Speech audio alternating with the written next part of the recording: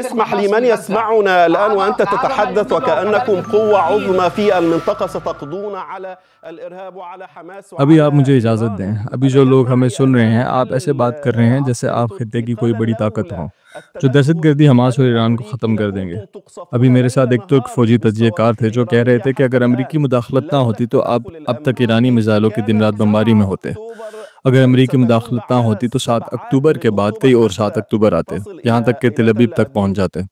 وہ کہتے ہیں کہ آپ امریکہ کے بغیر بالکل بے بس ہیں اور آپ نے ایران کو نشانہ بنانے کے لیے امریکہ سے مدد مانگی۔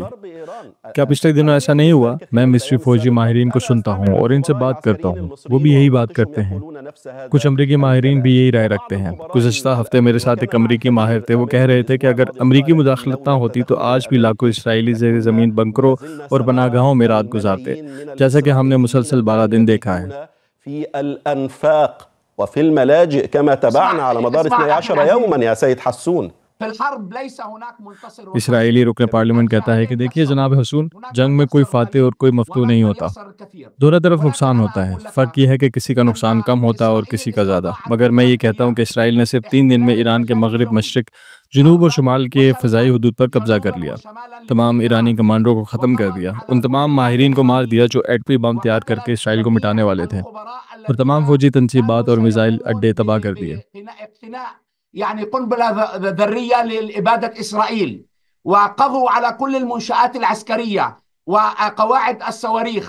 إذا كنتم فعلتم ذلك، رضوان کہتا ہے کہ اگر آپ نے واقعی یہ سب کچھ کر لیا ہے تو پھر آپ کو امریکہ کی ضرورت کیوں پیش آئی؟